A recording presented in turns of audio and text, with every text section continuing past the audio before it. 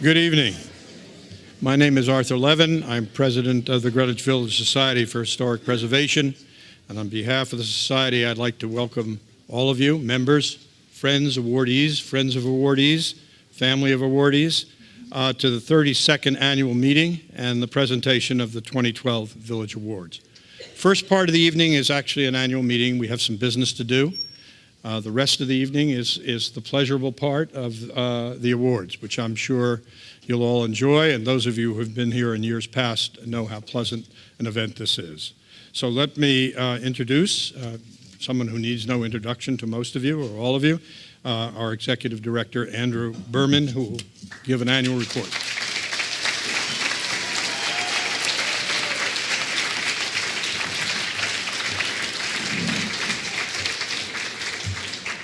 Well, thank you very much. Thank you for that warm welcome, and a warm welcome right back to you.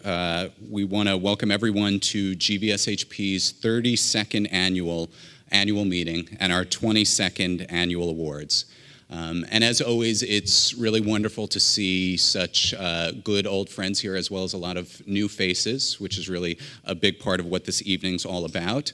A couple of thank yous before we get started. First of all, I want to thank the New School for hosting us tonight in the beautiful, landmarked Tishman Auditorium. I would also, yes. I'd also like to, first of all, thank and acknowledge the GVSHP staff, who are a really incredible, hard-working group of people who make what we're doing tonight and everything that we're going to talk about possible. So I'd like, actually I see they're all right there in the back. Cheryl Woodruff, if you could raise your hand. Dana Schultz, next to her. Amanda Davis. Andito Lloyd. And Drew Derniak. They really do an incredible job. I'd also like to thank and acknowledge, of course, all of the GVSHP trustees who worked so hard throughout the year for the organization. Can I just ask you all, those who are here, to raise their hand?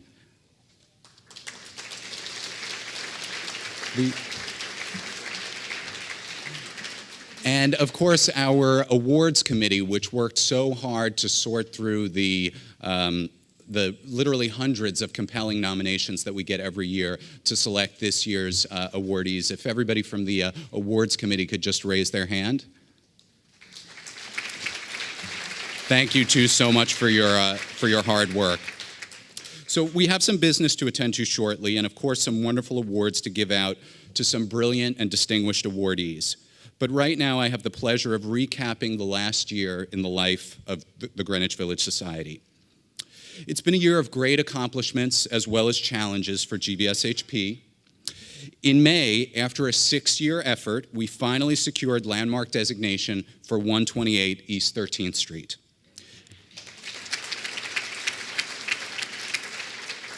As many of you know, this was an especially gratifying victory given how close we came to losing this wonderful building. GVSHP's ongoing research on the history of every building in our neighborhood had uncovered that 128 East 13th Street was built in 1903 as the Van Tassel and Kearney Horse Auction Mart, a place where the Vanderbilts and Delanos came to purchase polo ponies and show horses.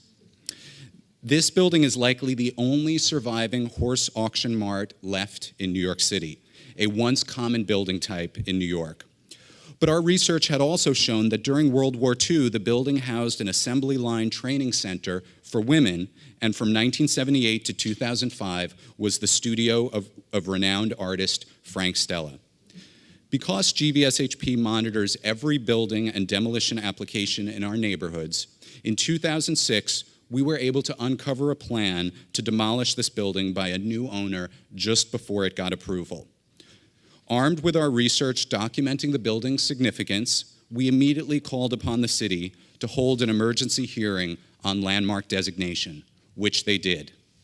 Inspired by the building's World War II history, we spawned a campaign to save 128 East 13th Street. The commission held the emergency hearing and prevented demolition from taking place. But for 6 long years, they hesitated to landmark the structure, even as GVSHP and others called upon them to act. This spring, they finally did, and 128 East 13th Street, our city's newest landmark, should now be safe for generations to come.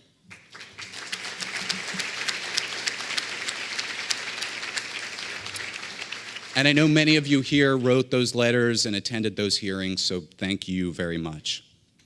There were many other preservation victories to celebrate.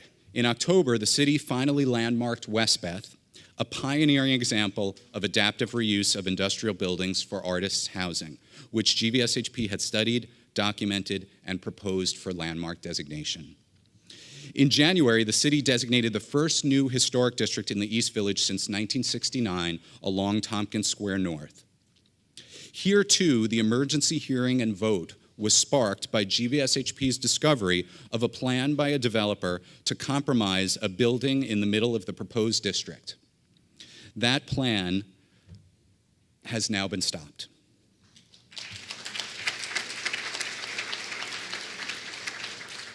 In March of this year, GVSHP got a boost in our effort to save the South Village when the Preservation League of New York State accepted our nomination of the neighborhood as one of its 7 to save, its biannual list of the 7 most important and historically significant endangered sites in New York State.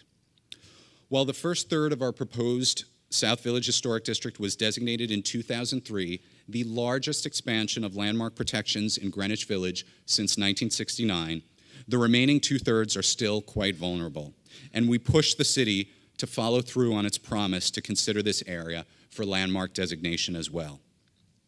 GVSHP was also able to help stop out-of-scale and inappropriate rooftop additions proposed for the Puck Building on Lafayette Street, one of New York's most beloved landmarks.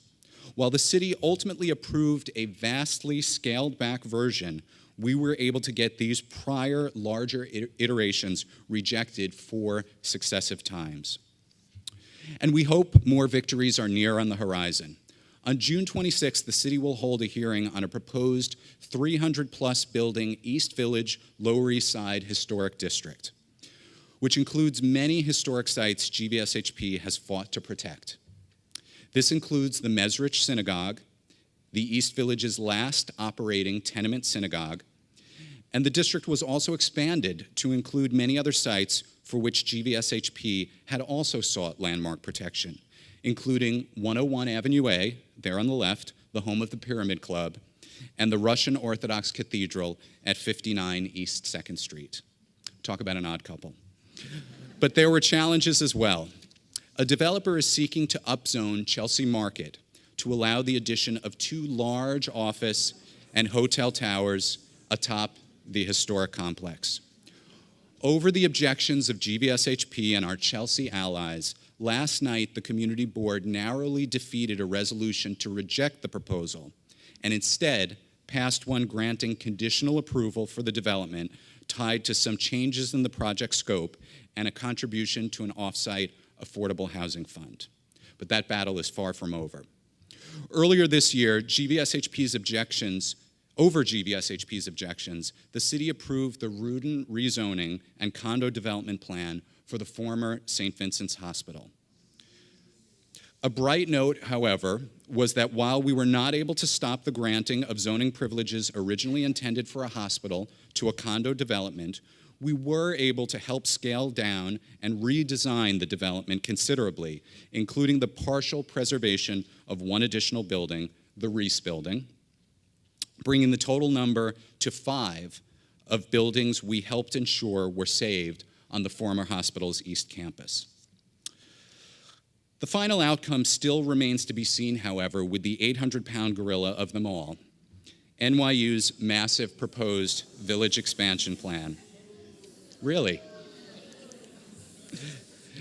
I'm so surprised to hear that reaction. GVSHP has helped lead the charge against this plan, and the university has been forced to remove many particularly egregious elements. A proposed 4th 400-foot-tall tower in the Silver Towers complex has been removed, a hotel use on Mercer Street, a freshman dorm above a possible elementary school on Bleecker Street. Yes. Great idea. Several public park spaces NYU intended to take over, and a commercial overlay covering 9 blocks east of Washington Square have all been removed from the plan.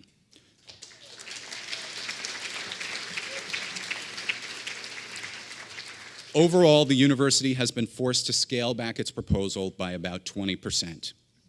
However, in approving the other 80% or so of the plan, the Manhattan Borough President and the City Planning Commission are still okaying the destruction of public parkland, letting NYU build on formerly public land given to them 50 years ago under the condition that it remain open space in perpetuity, and allowing NYU to become an ever more overwhelming presence in the village rather than finding alternative outlets for its growth.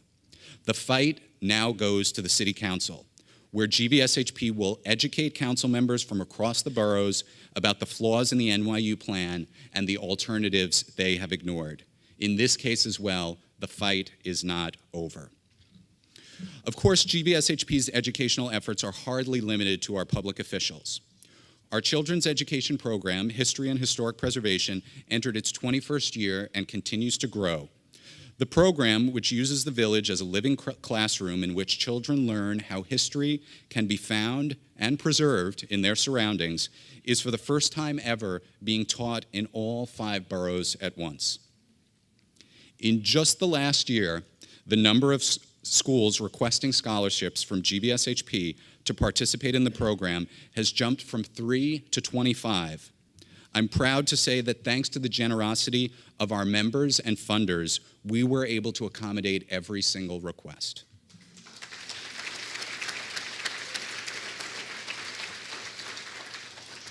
And in case it isn't clear, so these are all the schools throughout the 5 boroughs that we've been serving. This year, GVSHP launched several new educational programs for adults and the general public. We've begun a historic plaque program to recognize the many sites of special historic, architectural, and cultural significance in the village, East Village, and NoHo.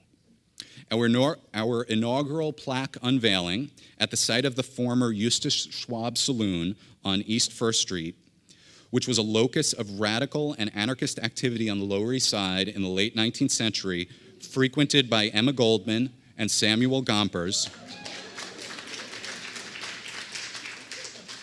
was a wonderful community celebration. We were joined by our co-sponsors, 2 Boots, the First Street Community Garden, and more than 100 friends and neighbors. More unveilings are planned soon. Through our brokers partnership, GVSHP launched our first ever continuing education program. Certified by the state, it allows brokers to earn credits towards their licenses while learning about historic preservation and the history of development in our downtown neighborhoods. Classes last fall and this spring filled to capacity almost immediately. And I want to extend a special thank you to our brokers partnership for their great work in doing this. This is so important because it allows us to educate a very important class of people who have an enormous impact on the shape that our neighborhoods take and to make them even more familiar with historic preservation and its importance. Our brokers partnership also put together one of the first programs in the city commemorating the centennial of the sinking of the Titanic. The event focused on the village connections of this momentous event taking place in the ballroom of the Jane Hotel, where Titanic survivors had been taken after docking at Pier 54 at Little West 12th Street. Our ongoing programming continued to expand, serving more than 3,000 people last year. For the first time, we instituted a limited number of members-only programs to ensure that our strongest supporters could have access to these wonderful and free, but increasingly in-demand events. And we began running encore performances of some of our most popular lectures and tours to accommodate the sometimes overwhelming public demand. GVSHP continued to educate the public about the public review and approval process for proposed developments and other changes in our neighborhoods, both big and small. A town hall meeting on the proposed NYU expansion plan in January attracted an overflow crowd of more than 500. And by the way, I'm sure a lot of you were there. For those of you who weren't, I'm not sure this picture does it justice, all those folks are standing in the front by the podium because there was no place else for them to stand. It was really a great evening with a lot of energy and people getting incredibly organized and involved in this fight.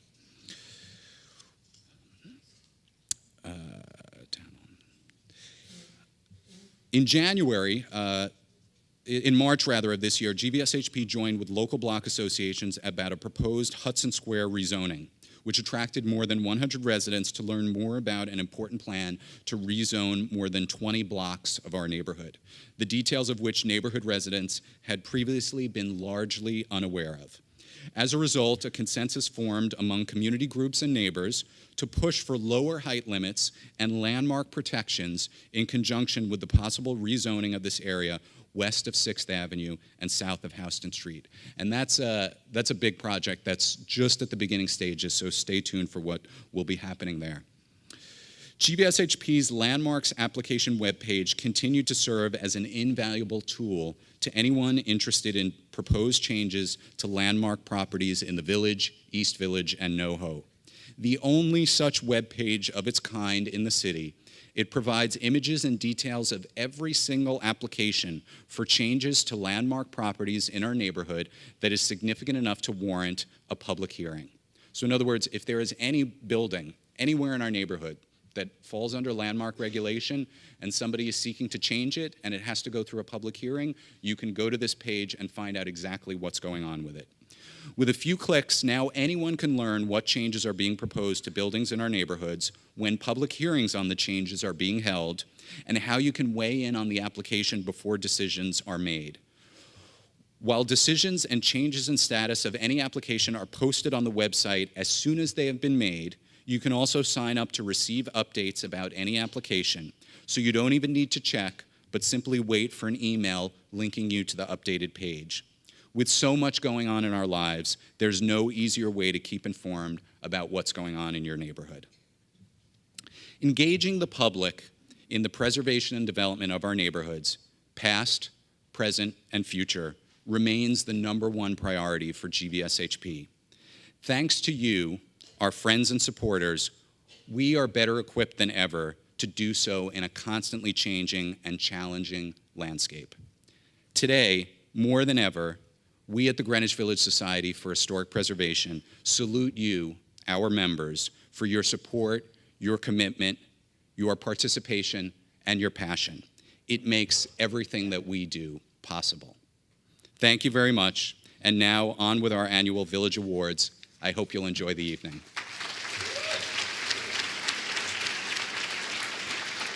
Mary Ann Arisman will now join us. The business part of the meeting. We'll just take a moment. GVSHP's nominating committee is entrusted with the task of searching out new members for our Board of Trustees and confirming the continuing engagement of current trustees whose terms due for renewal. This year, we are saying goodbye to 2 of our trustees. Val Osborne began her service to GVSHP as a member of the Benefit Committee in 2005, serving on the committee through this year. In 2006, she helped form the Broker Partnership, which you just heard so much about, a very, very successful group. It's a group of downtown real estate brokers who organize relevant educational programs, plan outreach activities, and raise funds in support of the society. A Village resident for many years, Jonathan Russo, joined our board in 1997. He served as chair of the Programs Committee for many years, and through his service on the Finance Committee, assisted the organization in moving funds into higher yield accounts. Many, many thanks to both Val and Jonathan for their many years of service to the organization. And it is now with great pleasure that I present the recommendations of the GVSHP's Nominating Committee's slate of trustees to be voted on by all GVSHP members this evening. A reminder that all dues-paying members received a small paddle when you entered to indicate your vote. So when I call for the vote, please raise your paddle in the air. First, I present to you the slate of trustees renewing for a 3-year term. These candidates have already been serving on the board and are renewing their candidacy. Please stand when I say your name. Mary Ann Arisman. Of course, I'm standing. Arthur Levin, Judith Stonehill, and Linda Yoel. All in favor of this slate? Any against? The slate is approved. Thank you.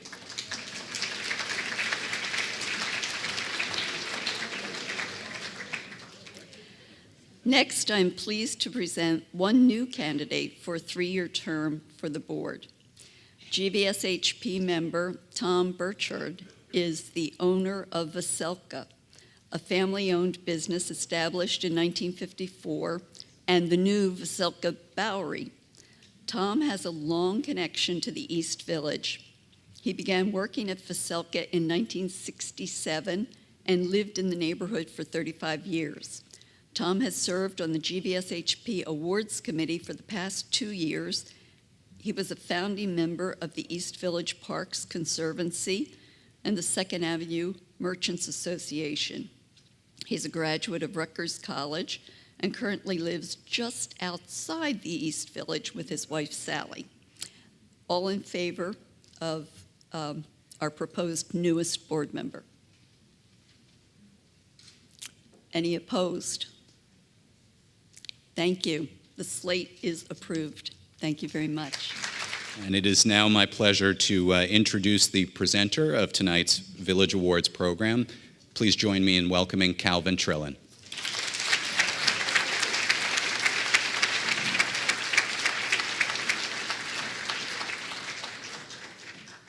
Thank you, Andrew. I was reminded when Andrew gave that talk about the green space being guaranteed, kept green in perpetuity, something I read in the Times some years ago. A development man was talking to a prospective donor in one of the great cultural institutions, and he said, if you gave this amount of money, we would be willing to name this facility for you and your family in perpetuity. And the prospective donor said, just out of curiosity, how many years is perpetuity these days? The development man said, ordinarily 50, but for you, 75. It's a New York story.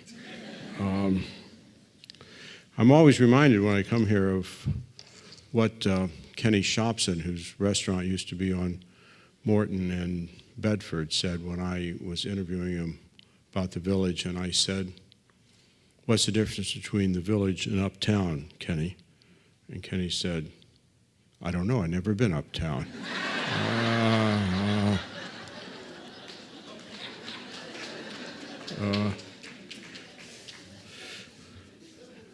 But I think it's an occasion for us to remember how fortunate we are to live here. My family grew up in the village. My girls used to come home from college for the Halloween parade. And they went to PS3. And of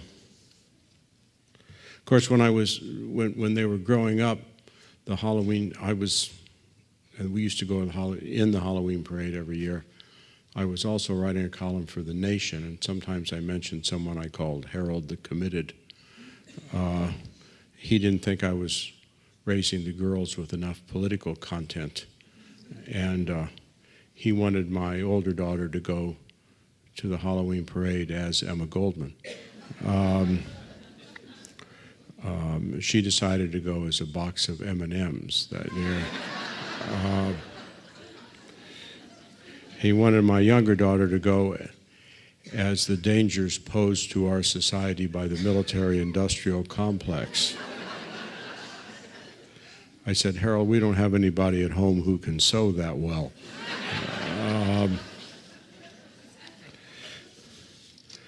But it's always a pleasure to give these awards. This year, the first one is to the Lower East Side History Project.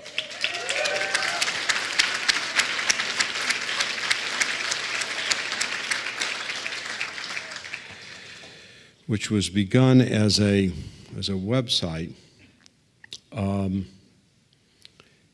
by Eric Ferreira, who was a fourth-generation resident of the Lower East Side. I'm amazed at that. I remember when the first time a Lower East Side apartment was sold for $1 million, and I said, I hope whoever paid $1 million for apartments, I hope his old grandfather's not still alive.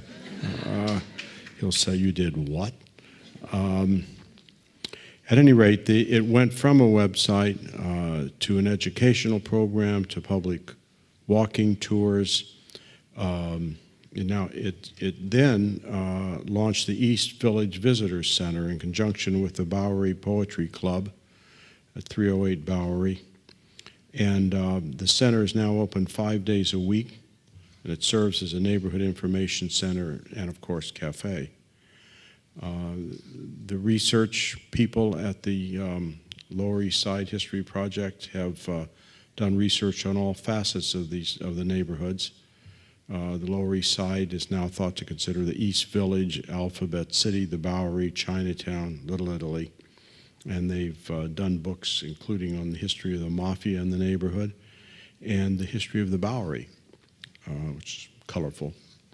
A Village Award is presented to the Lower East Side Project for researching, documenting, and preserving the distinctive history of the East Village and Lower East Side and engaging the public with the neighborhood's history. Eric Ferreira, founder and executive director, will accept the award this evening. Mr. Ferreira.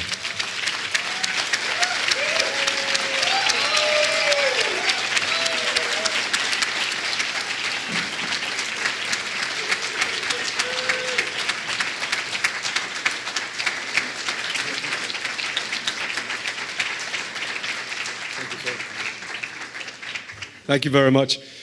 You know, my grandmother had a chance to buy her building for $20,000 back in 1968. Now it's on the market for about $4.5 million over on Suffolk Street. But it's an honor to be here. Actually, I was sitting in this audience 6 years ago, and I said, I'm going to win one of those awards within 5 years. It took 6 years for everyone to catch up with my own dreams, but here I am. And it's truly an honor to accept on behalf of Lower East Side History Project.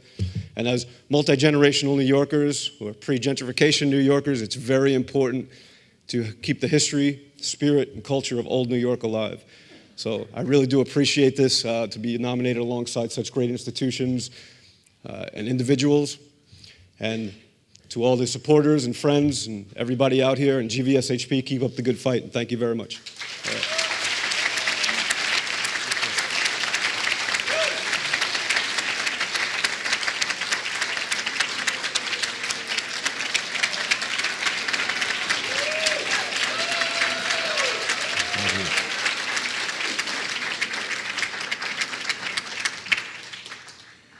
Our next award goes to Arturo's.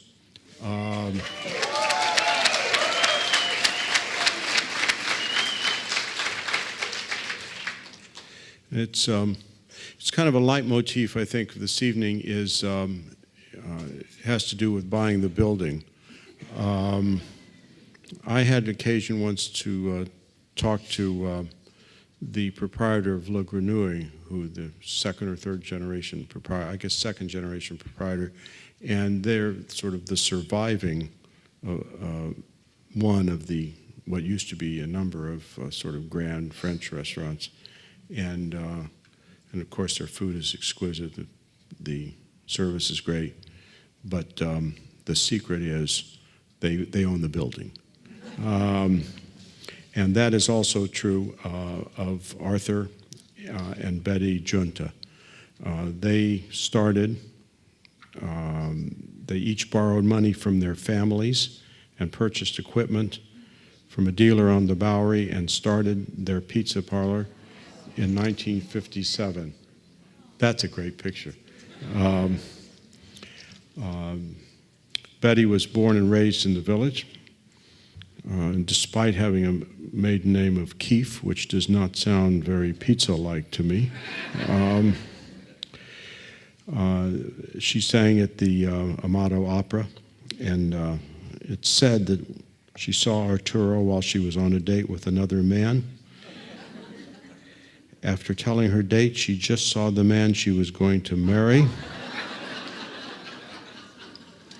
It's been a letdown for him, I think. Not a good way to start the evening. She began frequenting Frank's Pizza, which is where Arturo worked. And they moved to their current location on Houston and Thompson. Then they purchased the building. That's the secret of the Village in the 1970, and began hosting nightly jazz at the restaurant. The Junta children, Scott and Lisa, both went to school in the neighborhood and began working at the restaurant and are still working at the restaurant. Arturo's Restaurant is presented a Village Award for 55 years of delicious coal-fired pizza and Italian food, warm hospitality, and service to the community by a family-owned South Village restaurant. Accepting the award this evening is Arturo and Betty's daughter, Lisa Junta.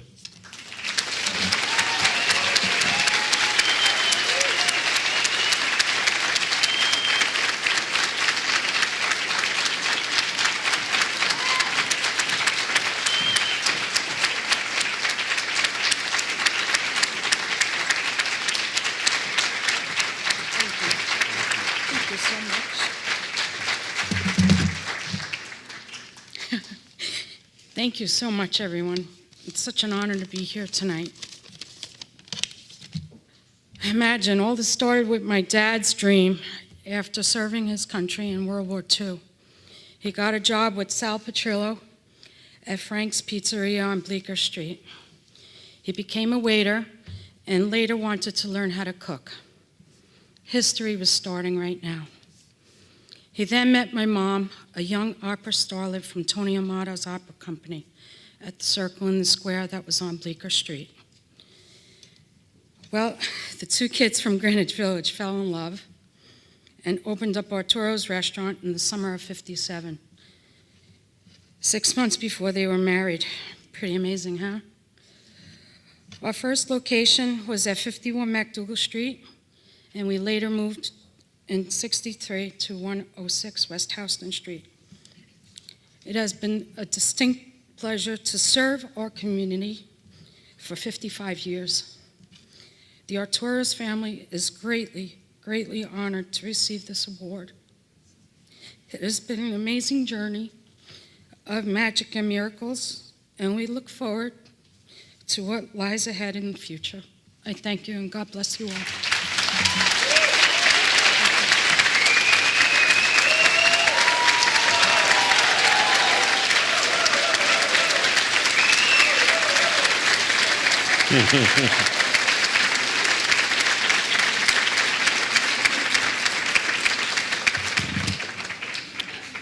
Glad to see some Arturo's fans could make it tonight. Our next award is to the 6th Street and Avenue B Garden.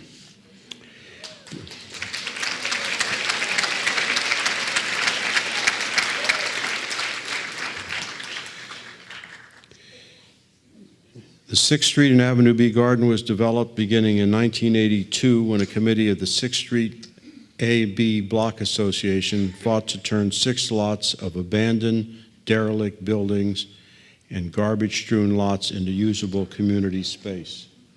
Wow. Within a year, the lease secured from the city's Green Thumb program. They marked off 4x8 plots for garden members to plant. And like many community gardens, the 6th and B members had to continually struggle to keep the space from being reclaimed by the city. Developers twice petitioned the city to build, once as a parking lot and once for a high-end housing development. Garden members eventually won the community to their side by opening their gates to the public, sponsoring programs, and demonstrating the importance of green space. Today, the Garden hosts approximately 75 public events during the year, from Shakespeare readings to Friday night movies. It also opens the general public during the summer and fall seasons on weekends. In addition, the Garden has developed a relationship with 3 local preschools to welcome the children to the Garden. The Garden welcomes membership for residents who live between 14th and Delancey Streets, between the East River and Broadway, for a fee of $5 a year. Garden members volunteer their time not just developing their own plots, but in planning programs and staffing the Garden's open hours. For creating an extraordinary green and open communal space where there was once only rubble, and for opening an artistic set of gates to the public for the past 30 years, the 6th and B Garden is presented a Village Award. Marilyn Whitesides, current president of the Garden, will accept the award this evening.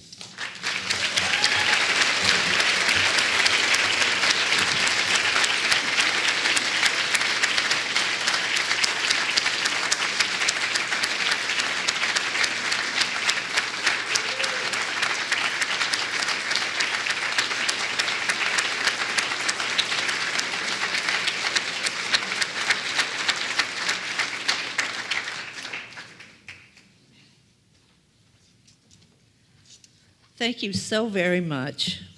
I moved to New York City in the early 70s. A realtor told me he had a nice family building across from a city park. It turned out to be Tompkins Square Park. And he was the only family, and they moved to Connecticut a month later, and I was terrified. But I had the good fortune of making a friend who said to me, "Have you seen that garden on the corner of 6th and B?" And I went around there, and it was just unbelievably lush. There were huge tomatoes, cucumbers, cantaloupes, trees, shrubs, flowers, and my life was changed. I've made so many wonderful friends from all over the world, not to mention New York and the States. And we have wonderful events that are free to the public all through the summer. It's a marvelous place to come and be cool when you're hot. And I don't know what more to say about it. Some people were walking by originally and saw a little tomato plant sprouting up amongst that huge pile of rubble that you saw. And they started digging and planting. And that person that saw that tomato plant was Joni Freedom, and I would like for her to stand up.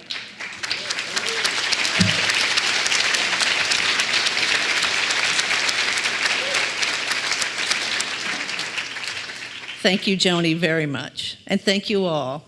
This is wonderful.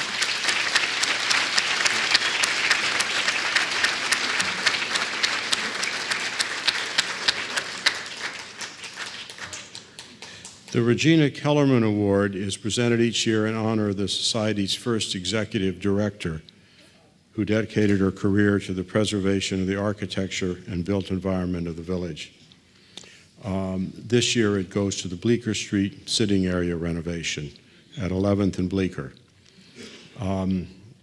There was something there, a small park created in 1966 that had fallen in complete disrepair, has had some of the trees and shrubbery around it. And in 2009, village resident, a private citizen, Clifford Ross, began to pursue a much-needed renovation. He met with the Parks Department, City Council, Speaker Christine Quinn, and Borough President Scott Stringer, offering to help secure private funds for the project if the city would pledge some public funding and commit to a renovation. This is the park, by the way, that's right next to that Bleecker Street playground, which my grandsons call Noisy Park. Because and they call the one on St. Luke's Place Quiet Park. So our family is very familiar with it, and I believe it is where, in the old village parade before it went to 6th Avenue, where PS 41 used to have a coven of witches to meet the paraders. So it's an important area. Speaker Quinn and Borough President Stringer offered to help secure pledge some public funding and commit to a renovation. And Ross doubled this money through a gift from the Pestrom Foundation. Senior landscape architect Gail Witter-Laird of the New York Parks Department was given the undertaking of creating a redesign. She met with the community. One of the renovation's most successful qualities is a retention of openness between the sidewalks and park, preserving the park's function as an open public square. The place is even ADA accessible, an important concern for the community.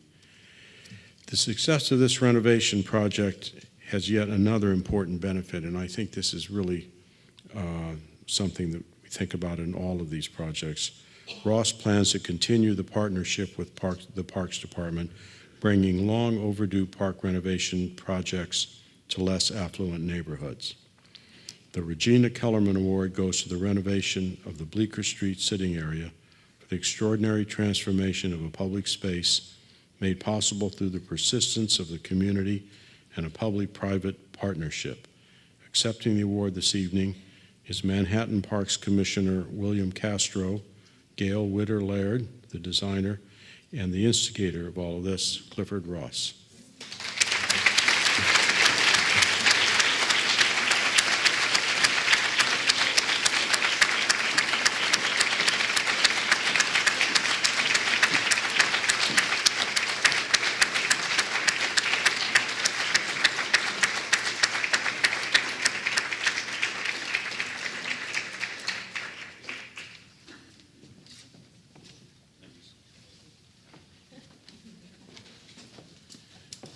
Thank you so much for this honor. Commissioner Benepe could not be here tonight, but it is quite an honor for us to accept this award.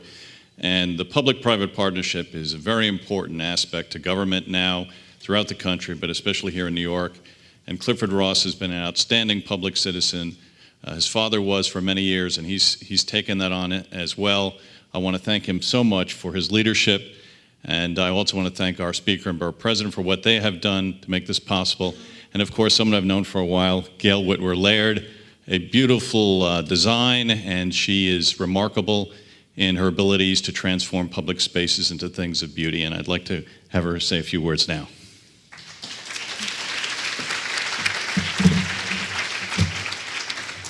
Thank you, Commissioner Castro. Let me move a little closer. I think you started by saying that this happened with one person, and I think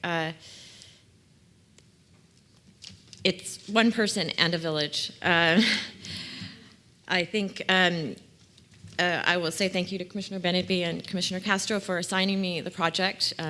It was a tricky one. It's hard to make change and make everybody happy with change as a designer, as everyone here knows. And I'd also like to thank Clifford Ross for his unyielding support throughout the entire process. I think him noticing all of the things happening up and down the west side, all over the village, and realizing that the space on his block was kind of forgotten, and its time was long overdue. And when he approached the Parks Department and said, well, do you have any plans? Are you going to do anything? We're, no. We don't do anything unless we're kind of nudged really hard or pushed or something. Something has to give. So it really did come down to Clifford and the Parks Department and the village all together. So I'd also like to thank, during the process, the input from the community. I met with the Mothers Group, the Bleecker Street Playground Mothers Group, who encouraged us to add more lighting, and the Community Board 1 for giving their input into the design, and also the contractor, Sam Chavone of Vernon Hills Construction, who gave a great attention to detail, went the extra mile with the project, and completed it on time and on budget, which we can't say for every project. I'm just going to tell you a little, I'm sure you know more history than me here, but I think the history of this site is very interesting because it's a relatively recent history in the context of the village. And I have a special affinity for the year that the property came to the Parks Department, because it was the year I was born. So I feel like the site and I grew up parallel lives and have come together at this time. The land was turned over to the Parks Department in 1963 because the Department of Transportation wanted to widen Bleecker Street and eliminate part of the bed of Bank Street. And at that time, there were no playgrounds or open spaces in the immediate vicinity of the neighborhood, and the community members got together and said, if you're going to widen the street and tear down these buildings, at the very least, you have to give us something back. You have to make us a playground. So as part of community involvement and lobbying the city successfully, the space was created in this relatively recent history. And amazingly enough, it had been untouched since then. So it was really interesting to come into this project after everything around it has changed. It hadn't. And one of the reasons it hadn't changed it, I think we had plans at one point in time, and no one wanted to change it because it had a very special quality. And Calvin mentioned that, and that quality is that it's open. There's no edge between park and city. There's no gate, there's no fence, and that blurring of the edges between the park space and the city is what made this space so special. And it was very important to me and to the community. Expressed it every time I met with someone. Deborah Glick actually set up a special meeting to make me promise I wouldn't gate and fence it. And I think that was there for me too, because that's what makes the space unique from other parks is its openness. And so with that, I'd like to turn it over to Clifford Ross, who really we wouldn't have that space without.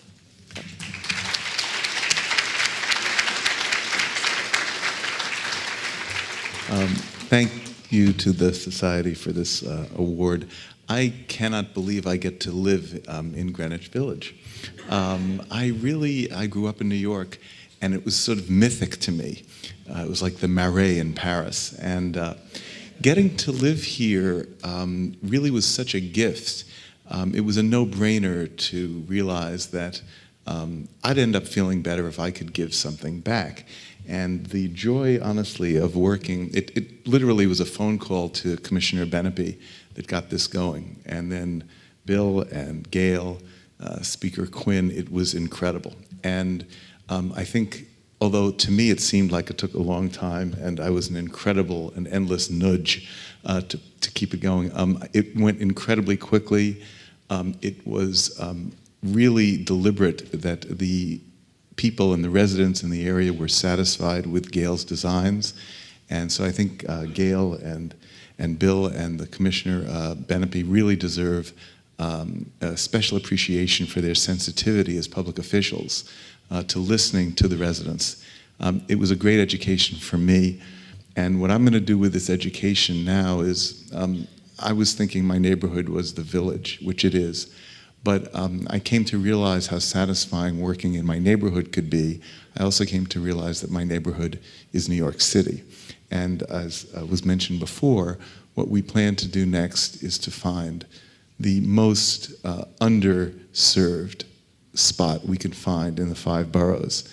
And we want to do to that spot what we did to Bleecker Street. We want to take the same kind of care. And I think it's useful for us all, as we take care of each other in Greenwich Village, is to spend a little bit of our energy also taking care of those that aren't as lucky as we are to live in Greenwich Village. So thank you to the Society very much, and thank you.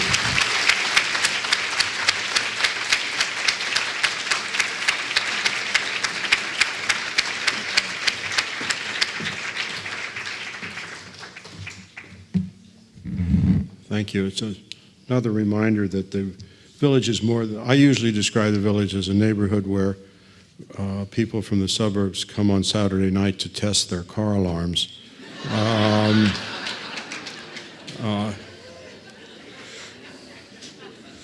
But as you just heard, it's more than that. Our next award is for the Foods of New York Tours, which started by Todd Lefkovic as a sideline. Ooh, there's their logo. And after a year of that, he quit his day job and officially launched the company. Now Foods of New York has 17 employees and 5 separate tour offerings, conducting about 50 tours per week during their busiest season. I think that probably in the village they stop at a lot of places that have gotten awards from the Greenwich Village Society for Historical Preservation. Yeah, there's FICO's, where I think they were here a year or two ago. They now have tours of Chelsea Market, Central Village, NoHo, and even Chinatown. In addition to sampling some of our neighborhood's best food offerings, guides also emphasize the area's history and culture. A recent tour included an explanation of the different kinds of brickwork on Federal and Greek Revival houses. Neither of those kinds are edible. Tastings are selected after months of research by Todd and Operation Director Amy Bandolito. That's a test. Foods of New York Tours is presented with a Village Award for exceptional dedication to promoting and showcasing local village businesses while educating the public about the history, architecture, and culture of the neighborhood. Todd Lefkovic and Amy Bandolito will be accepting the award this evening.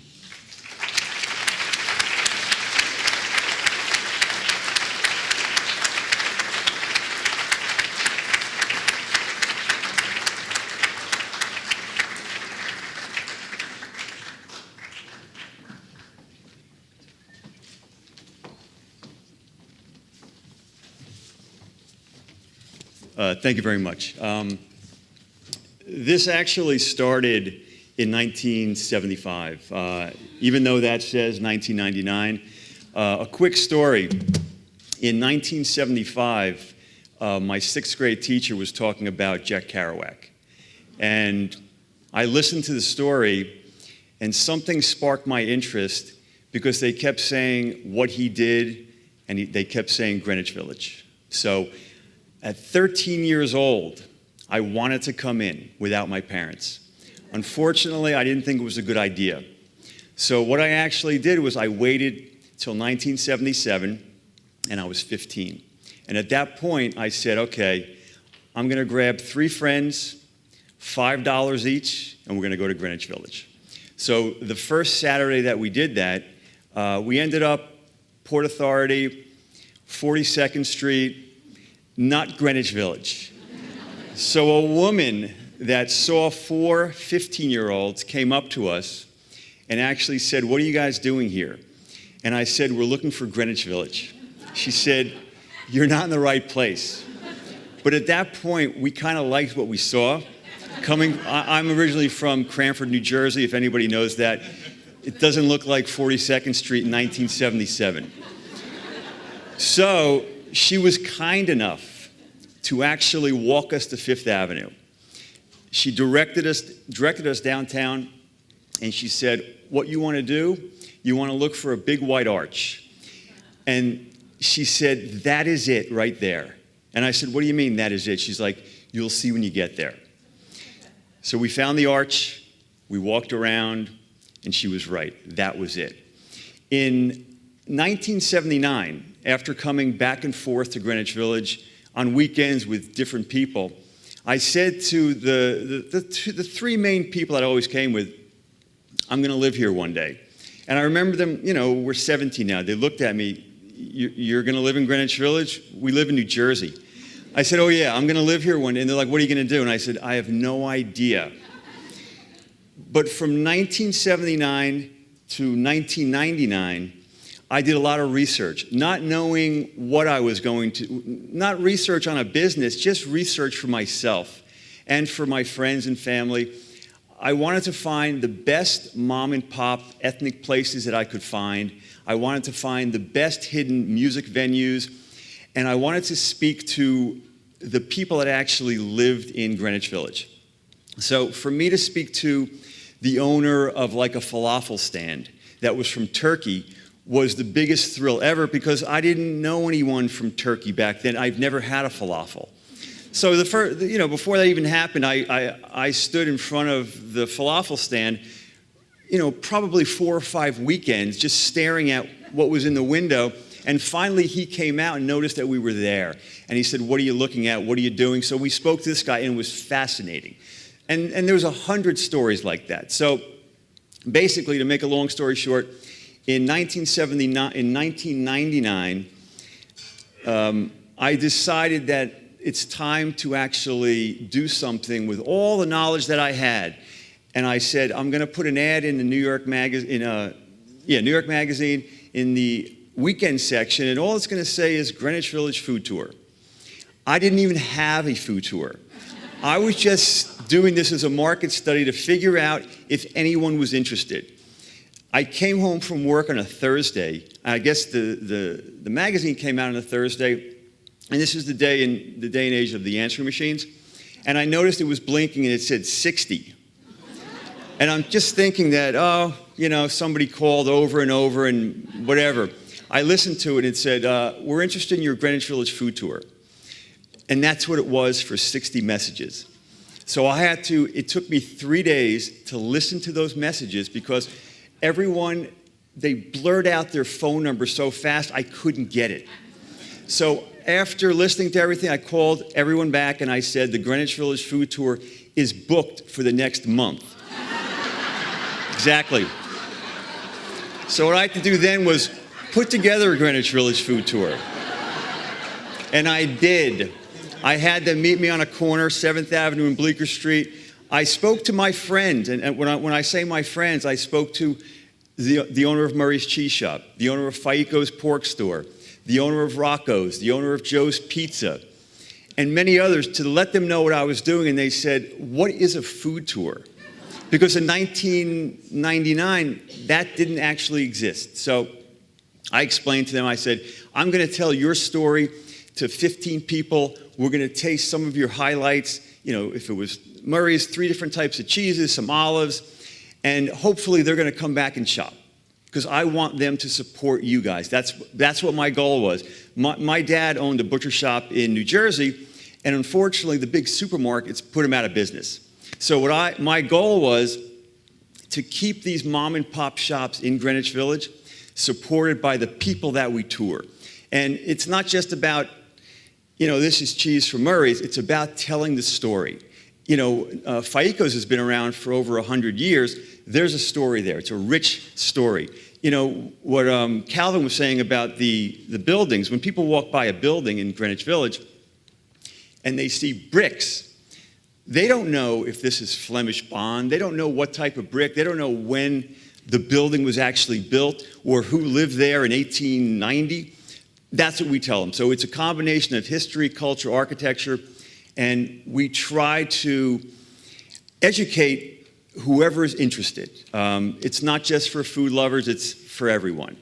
So that's why getting an award like this, for me, knowing that in 1977 that this was the place is pretty amazing to me. And the thing is, this award is phenomenal for me, but it's also for them. It's a business that is 7 days a week, so this is not something I can run alone. So there are 17 people to help me, and it's not just the tour guides. We have a great office staff. This is Amy. She sits right next to me. I don't have a separate office. We're in a little studio apartment, and we do it all, and some of the other tour guides. But the biggest part is the relationships that we have with the neighborhood, the local people, and all the shops. So that whole combination makes it work, and I thank you, Greenwich Village.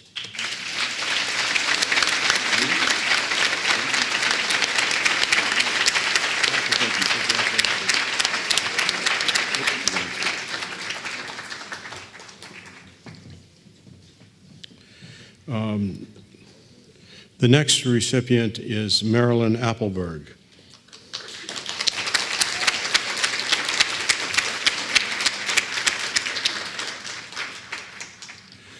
When Marilyn Appleberg moved to a walk-up apartment on 10th Street in the East Village in 1969, her father jokingly called it a run-up instead of a walk-up because of the crime rate. I actually knew somebody whose daughter moved to that neighborhood 2 or 3 years after that, and she got her own apartment. It was her first apartment, and her father went over to take her to dinner to celebrate and to see the apartment, and the door was flopping open, and there was graffiti all over, and the windows didn't look safe. And he looked around the apartment where he picked her up to go to dinner, and he said, "Are you going to want to take anything with you?" And she said, "What do you mean?" He said, "You're not coming back here. This is it for you. We're going to dinner." Marilyn Appleberg, either her father didn't say that or she totally ignored him, and she's lived on the block ever since, helping to transform the neighborhood along the way. She joined the East 10th and Stuyvesant Street Block Association and quickly became president, a position she held for many years. In the 80s, Marilyn led the community in fighting 2 large developments on 3rd Avenue. She extended the St. Mark's Historic District, was instrumental in having the district placed on the National Register of Historic Places. In the 1990s, she helped organize a local merchants association on 2nd Avenue. Perhaps her biggest accomplishment is revitalizing what was now Abe Liebewald Park, the open triangle facing the St. Mark's Church on 2nd Avenue. She persuaded her neighbors to volunteer for regular trash removal duties, convinced the local liquor store to stop selling pint-sized bottles of liquor, invited the Green Market to set up a weekly market, and worked with the nearby 3rd Street Music School settlement. She successfully petitioned to have the park renamed for him.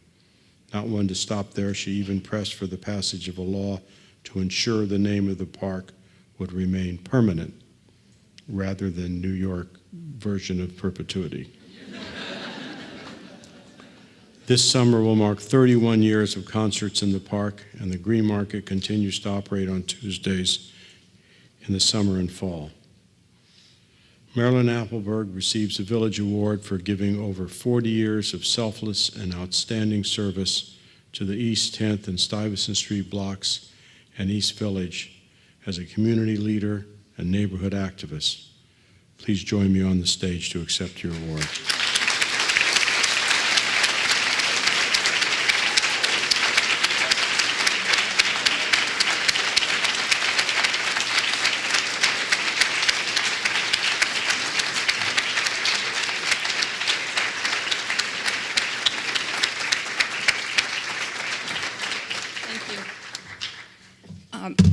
I arrived in the East Village when it was the Lower East Side. That's 43 years ago. My apartment looked like the set of La Boheme, and it was as cold, but I thought that was a really good thing. There were a lot of battles going on then, and I think mostly we were battling city administrations who thought that the only way that we could get rid of the drugs and the prostitutes was to allow 3rd Avenue to be upzoned, as if R10 meant no prostitutes and no drug dealers. But extending the historic district and reclaiming what was a space in front of a national historic landmark that we were worse off than the Bleecker Street because no one fessed up to owning it. And I had to find an old city map and see that it was property number M188 and get the Parks Department to come in and deal with it. We've become great partners with the Parks Department, and Commissioner Castro is helping us at this moment. I want to single out, Abe Liebewald was an amazing angel in our community, and when everybody told me the park couldn't be anything else, he said, "How can I help?" And so naming the park for him was a no-brainer.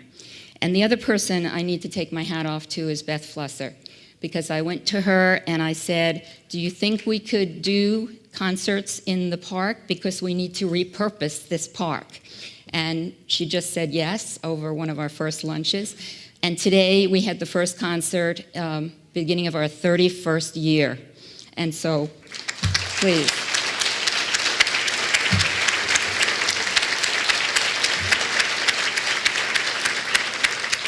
We have world-class. In the beginning, the artists weren't wonderful, and so the chopped liver from the 2nd Avenue Deli kept the audience there. But now we have incredible talent, and we go on every Thursday in June and July at 12:30 in the afternoon, and Veselka provides brownies at the end. I want to thank Greenwich Village Society for this incredible honor. And I want to dedicate it to a wonderful woman we just lost, Georgia Delano. 40 years ago, Georgia Delano was at a little gathering we had on the block, and I asked her why she and her husband and her 4 children came out every Saturday morning and cleaned the block from end to end. And she said to me, because we live here. And that was about as much encouragement as I needed. And 40 years, and hopefully I'll do 40 more years. So thank you.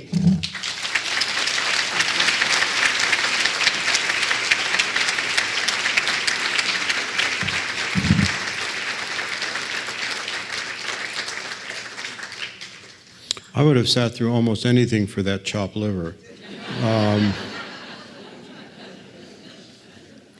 I come from Kansas City, and I spoke once at a Chicago Jewish center. The rabbi insisted that there had to be a title to the speech, and he liked titles with long titles with colons in the middle. And so I gave my title was Midwestern Jews, making chopped liver with Miracle Whip.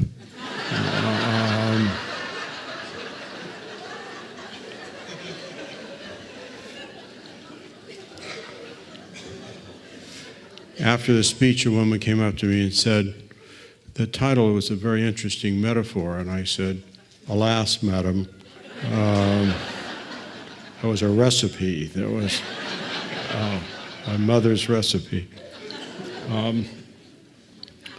Our final award, I think it's the final. No, it isn't the final. The penultimate award is to the Little Red Schoolhouse at Elizabeth Irwin High School.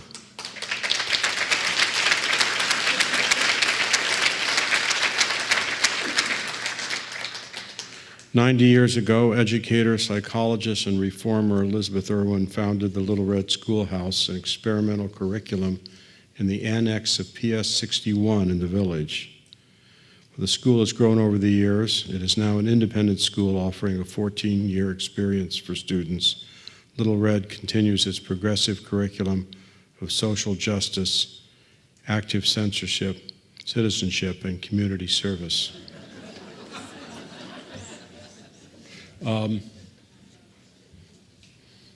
I just realized that the editor of The Nation, who I call the wily and parsimonious Victor S. Navasky, because of what he was willing to pay me, went to Elizabeth Irwin and claimed to have been on the second 5 of the basketball team. We found that this was while we were playing basketball with Navasky, and we found that very difficult to believe. And then I realized that it's always been a very progressive place, and so it's to encourage, to stop any kind of sectarian disputes in the PTA. They had diversity on the basketball team, so they'd have like a Stalinist forward, a Shockmanite guard, and that sort of thing. Navasky was on the team as a token exploiter. Elizabeth Irwin began her career as a reformer in the settlement movement in the Lower East Side, and she began the pilot program that would become Little Red in 1921. She emphasized the importance of play and the cultivation of the imagination. There were no recitations or textbooks, no report cards or corporal punishment. It sounds sort of like PS3. Students explore the community around them on frequent field trips and express themselves through storytelling, writing, painting, block building, singing, dancing, and performing. In essence, at Little Red, students learn by doing both then and now. Budget cuts forced the closure of Little Red as a public school during the Great Depression, but parents and reformers raised funds to open it as a private institution. Eleanor Roosevelt was an outspoken supporter of Irwin and served on the board of advisors for decades. The school remained committed to its origins of public service, serving a diverse student population at a low cost. In 1941, the school expanded to include a high school, which opened on Charlton Street and expanded again in 2010 with the purchase of a neighboring townhouse. Little Red Elizabeth Irvin was founded on and continues to promote the ideals of reform and progressivism, ideals that speak to and build upon the larger history of the village. A village award is presented at the Little Red Schoolhouse, Elizabeth Irvin High School, for 90 years. This is their 90th anniversary. As a trailblazer of progressive education for children of diverse backgrounds in an inspiring environment which fosters true inquiry and learning. Little Red's current director, Phil Casson, will accept the award this evening.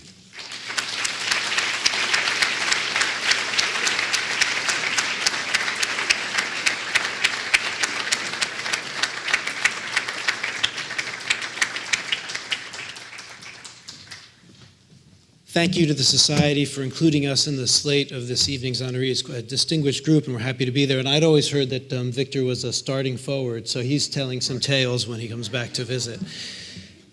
We know, as we've looked at the school's history quite deeply this year, our 90th year, that had we not landed at 196 Bleecker Street and had the high school not landed at 40 Charlton Street a few years later, we would not be the school we are now. That the village helped create the school as much as the teachers who started and Elizabeth Irwin herself. And we know that our students have the terrific experience they do because they walk the streets every day, they visit your stores, they look at your buildings, and they soak up the history of the village as they think about what it means to be a New Yorker and a citizen. So for that, for this evening's award, and for being our neighbors, which we hope to be for many years to come, I thank you on behalf of the school. Thank you.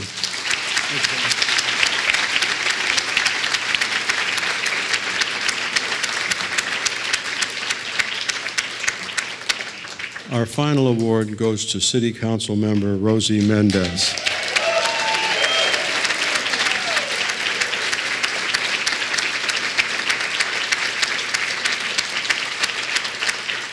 Rosie Mendez was first elected to the City Council to represent the East Village and parts of NoHo and the Central Village, among other areas, in 2005. I'm curious about the Central Village. I used to live in Greenwich Village, and then I woke up one morning and I lived in the West Village. My house had not moved. I'm still not sure where, well, anyway. She has distinguished herself as a strong advocate for public housing, women's rights, affordable housing, and LGBT equality. But she has also distinguished herself as a staunch advocate for historic preservation and protecting neighborhoods against overdevelopment.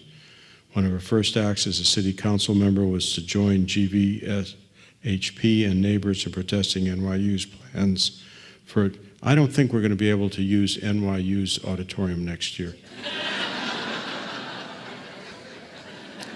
I just thought of that. I hope this is available because I think.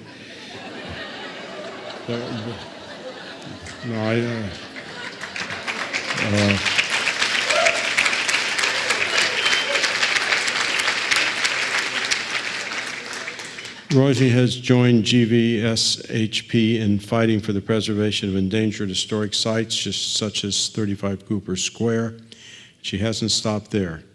In 2008, she helped GVSHP and a vast array of community groups achieve a rezoning of nearly the entire East Village and establishing sensible height limits for the first time in most of the neighborhood.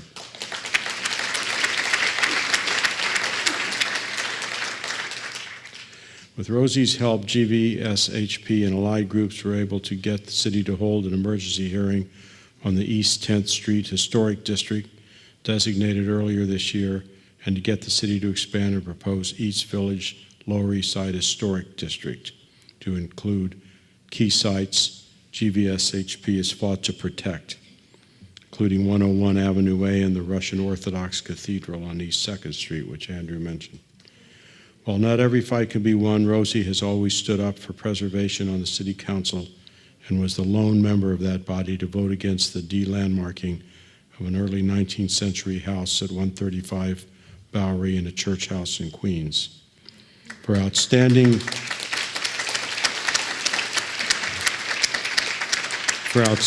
leadership on preservation issues locally and citywide, and for championing diverse needs and interest groups to foster more livable communities in the East Village, NoHo, and Greenwich Village. A Village Award is presented to City Council member Rosie Mendez. Councilmember Mendez, please join me.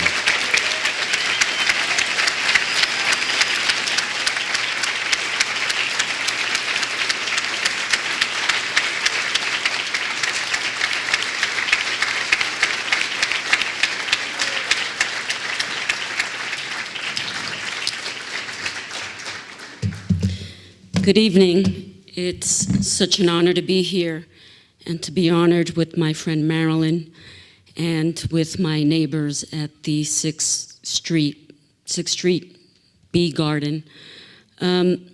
When I was elected, when I was running for office, I ran on a platform of community-based planning.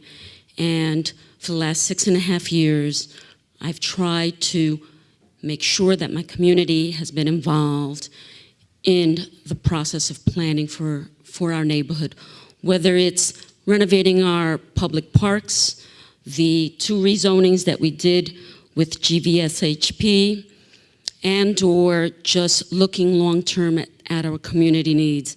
I've made sure that my neighbors have been at the table.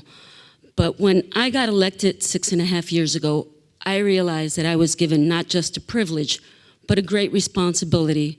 Because as you saw from the pictures of the 6th Street Bee Garden, and if you saw in the background in Marilyn's pictures, you saw abandoned buildings and lots. Our community, what Marilyn and I still call the Lower East Side, was devastated during the 1970s, during the fiscal crisis. The Bronx wasn't the only thing that was burning, it was the Lower East Side. And while I lived across the river in Williamsburg, in another now trendy neighborhood, it was people like Marilyn and the Gardners and my predecessor, Margarita Lopez, who all came together to rescue and preserve this community. They removed the rubble and created gardens. They took over the empty school buildings and created community and cultural centers, and they took those empty lots, those empty buildings, Shellerville Building, and they made low-income housing. And so when I got elected, I had to carry on that great tradition of all the activists in my community. I consider myself lucky, and I look forward every day to going to work, to doing this, working for my community, and especially one of my joys, sitting on the subcommittee on landmarks. I'm afraid I'm going to come in one day to the city council and they're going to remove me from that committee. But as all of us know, our preservation work is perpetual, and it's imbued with our shared desire to protect and demand respect for the sustained character of our community. Community character is diverse. It is an amalgamation of people, places, environment, history, and energy. It is a concept that through the work of GVSHP and all my neighbors, that must be respected, and ultimately it's about people. It's about us. It's about you, me. It's about our buildings that tell our stories, our history, and defines our character in our communities. I look forward to continuing our shared work to preserving not just the Lower East Side or the East Village, but the West Village, Central Village? I gotta go visit that. I'm looking forward to it. Thank you. It is such an honor.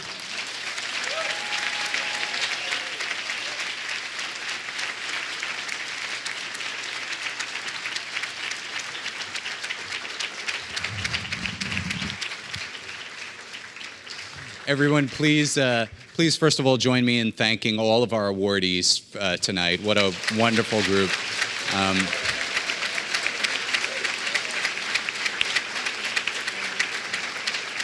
I'd almost forgotten how after our annual awards, I can't stop smiling for a good 2 or 3 days. I mean, it's just such a wonderful joy. And of course, our host and presenter for the evening, Calvin Trillin, for doing such a marvelous, marvelous job.